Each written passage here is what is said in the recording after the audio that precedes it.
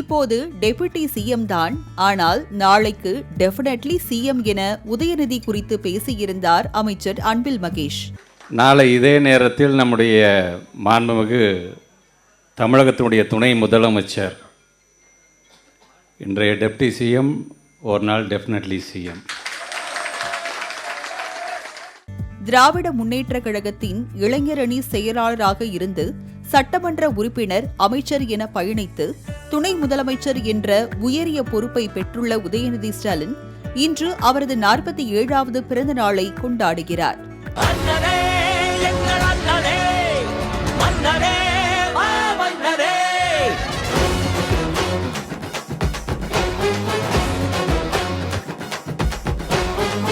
தமிழனாய் சீறி பாய்ந்திடும் எங்கள் அண்ணன் உதயநிதியை உலக போற்றிடும் தங்க தலைவரின் வீர புதல்வரே, சூரியனாய் சுடலும் முன்னை கழகம் வாழ்த்திடும் கோடான கோடி மக்கள் உரிமை மீட்டிட கோபாலபுரத்திலிருந்து புயலாய் புறப்பட்டார்.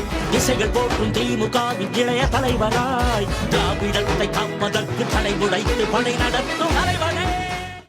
ஒருபுறம் கட்சி, மறுபுறம் நடிகர் என இரண்டிலும் கவனம் செலுத்தி வந்த உதயநிதி ஸ்டாலின் கடந்த 2019ஆம் ஆண்டு முதல் தீவிர அரசியலில் இறங்கினார்.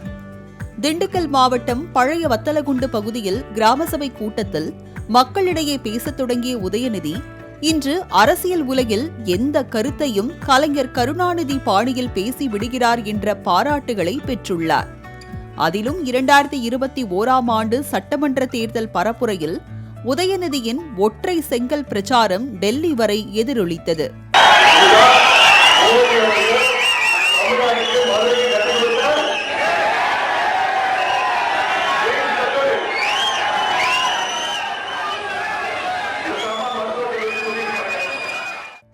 உதயநிதி பிரச்சாரம் என்றாலேயே அது ட்ரெண்டிங்கை உருவாக்கும் என்றிருந்த நிலையில் 2021ஆம் ஆண்டு சட்டமன்ற தேர்தலில் சேப்பாக்கம் திருவள்ளிக்கேணியின் சட்டமன்ற உறுப்பினராக வெற்றி பெற்று சட்டசபைக்குள் நுழைந்தார்.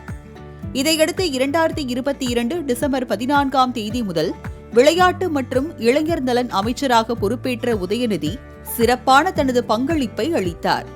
கடந்த 3 ஆண்டுகளில் சர்வதேச மற்றும் தேசிய அளவிலான விளையாட்டுப் போட்டிகளில் பதக்கங்கள் வென்ற மாற்றுத்திறனாளி வீரர்கள் 3345 பேருக்கு 104 கோடியே 22 லட்சம் ரூபாய் ஊக்கத்தொகை வழங்கினார்.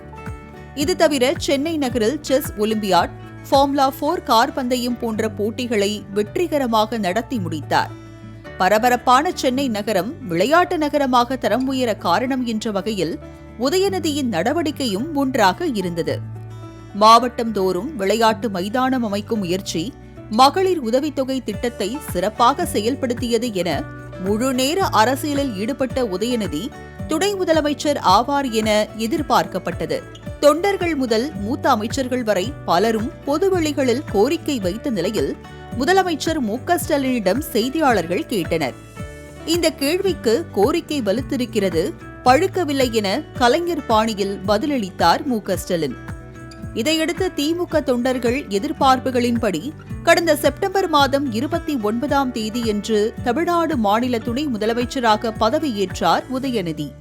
சட்டப்படி அமைக்கப்பெற்ற இந்திய அரசியலமைப்பின்பால் உண்மையான நம்பிக்கையும் மாறா பற்றியும் கொண்டிருப்பேன் என்றும், இந்திய நாட்டின் ஒப்பில்லாத முழுமுதல் ஆட்சியையும் ஒருமையையும் நிலைநிறுத்துவேன் என்றும், தமிழ்நாட்டு அரசின் அமைச்சராக உண்மையாகவும் உளச்சான்றின்படியும் என் கடமைகளை நிறைவேற்றுவேன் என்றும், அரசியலமைப்பிற்கு சட்டத்திற்கும் இணங்க அச்சமும் ஒருதலை சார்புமின்றி விருப்பு வெறுப்பை விலக்கி பலதரப்பட்ட மக்கள் அனைவருக்கும் நேர்மையானதை செய்வேன் என்றும் உளமாற உறுதி கொள்கிறேன். பதவியேற்பின் போது தனக்கு பொறுப்புகள் கூடியிருப்பதாக கூறியவர் அந்த வார்த்தைக்கிணங்க தற்போது தொண்டர்களிடையே கோரிக்கை ஒன்றை விடுத்தார்.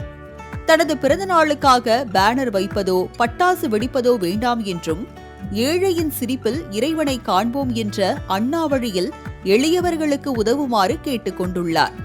மேலும் அவரது பிறந்த நாளை முன்னிட்டு வெளியிட்ட தலைவனை பாடல் வைரலாகி வருகிறது.